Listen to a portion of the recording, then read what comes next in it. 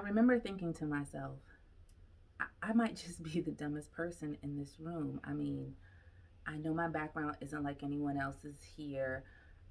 I can't even remotely relate to anyone in here. I don't look like them. I don't sound like them. I know they're probably thinking, how did she even get a seat at this table? And what if they ask me a question and I don't have the right answer? And then they're really going to be thinking she doesn't belong here. At that time, I just knew if I opened my mouth, it was all over. It was game over for me.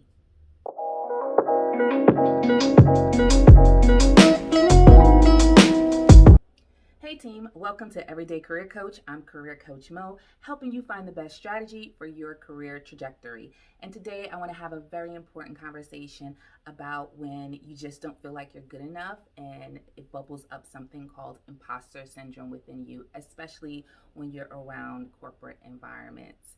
And what exactly is imposter syndrome? It's basically when you feel like you're a fraud. Sometimes you walk into these environments and you feel like you stand out amongst the crowd, but that's not necessarily in a good way. And even though you belong there, you belong at that table, you just don't feel like it. You feel like, oh my God, if they ask me a question, I'm just completely gonna mess this up. Everyone's gonna know that I don't know what I'm doing. And, this can happen in meetings, at work, job interviews. This can happen when you're networking at events. This can even happen simply when someone asks you what you do and you have to explain it and you don't necessarily feel comfortable even explaining that because you're like, man, is this even real? Do I really do all this? Am I really good? And so I want to kind of talk through that feeling and that emotion and how you can combat that whenever that happens to you, because instead of you thinking how can I stop it from happening, sometimes it's just going to bubble up in the surface because that's human nature. What we need to think about is how can we get you through that emotion quicker. I have had many bouts with imposter syndrome. And a lot of times they have come up when I'm in certain corporate environments and there's not a lot of people that necessarily look like me. Or I have this paralyzing fear of perfectionism that comes over me where I feel like I have to have it all together. And if someone asks me a question and I don't have the answer, then it's due to my lack of intellect. And even sometimes it's just me setting impossibly high standards for myself that I can't live up to 24/7, and then that creates all of this negative talk which just starts beating down my confidence. So I definitely have that experience. If you've kind of experienced anything that I just talked about, or you've had a bout of imposter syndrome at times, tell me why that's bubbled up for you. How have you combated that? Are you still working through that? It would be great for the community to kind of hear your stories just like they're kind of hearing mine. Another reason why imposter syndrome bubbles up for a lot of people, it's due to family dynamics. They might grew up in a household where they were expected to continue and always be high achievers, and their self-worth was tied to their achievements. So when they're in certain environments where they might be struggling, they don't feel like they're at their best, or they don't know an answer, or they get a mistake, that pulls at that worthiness string, and then all of a sudden they become inadequate, and then they start feeling like they're a fraud and that they don't belong there. And so I know many people probably have had that experience before, and you really need to think about where is that coming from, because then that's how you're going to know how to challenge it. What many of us need to recognize is that the feelings of imposter syndrome are completely normal. We all go through that from time to time. And just because we feel like an imposter at times does not mean we actually are one. What we have to do is recognize what our triggers are, and we may not be able to completely eliminate them, but we have to figure out how we can move through them quicker. And so, what are some of the ways that you can move through imposter syndrome? The first thing that you have to do is develop a healthy response to failure or mistakes. I remember I was in this meeting with a C-level executive, and he had stated something as if it was fact, and then someone politely corrected him, and he acknowledged that he was wrong and that he made a mistake. He did a little joke, and then he moved on from it. And a light bulb moment came on over me when that happened, because I realized that Everyone was still listening to him.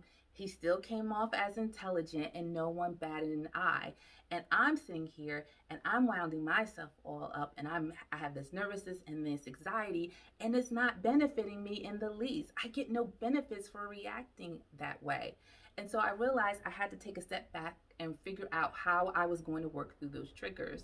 So what I decided to do is whenever I made a mistake or I wasn't at my best performance, I was going to step back, take a breath, acknowledge my mistake, say a little joke if I could, and then I was just gonna move on from it because it wasn't serving any positive purpose to sit there and paralyze myself in fear. So changing how I responded to things was extremely important, and recognizing that I'm not perfect and no one else is. You have to separate your feelings from facts. Yes, there's going to be times where you're in a room and then there's going to be people who are going to be way smarter than you in certain situations. And it's going to make you feel small or if you don't belong there, but you have to recognize something. Yes, they may be smarter, but that doesn't mean that your contribution is any less important.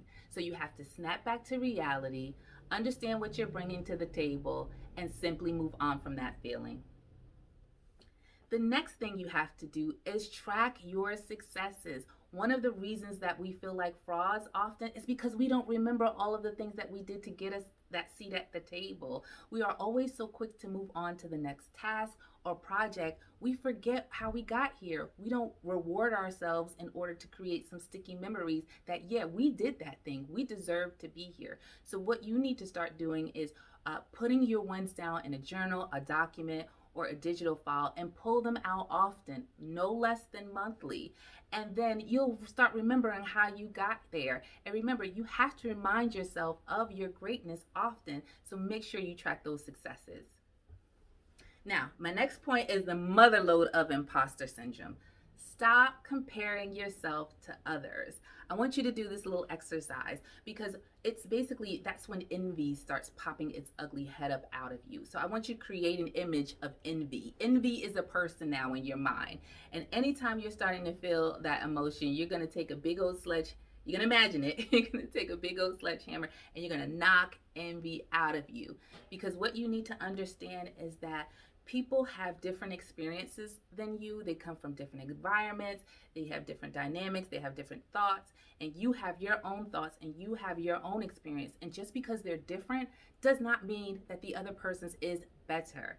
And once you understand that you are a human person, you need to embrace where you came from, how you got there, that you deserve at that table, and embrace that what you bring is different and it's just as good. So whenever you're feeling like you need to compare yourself to someone else, beat that envy down with a hammer and understand that you're not a fraud, you're just you.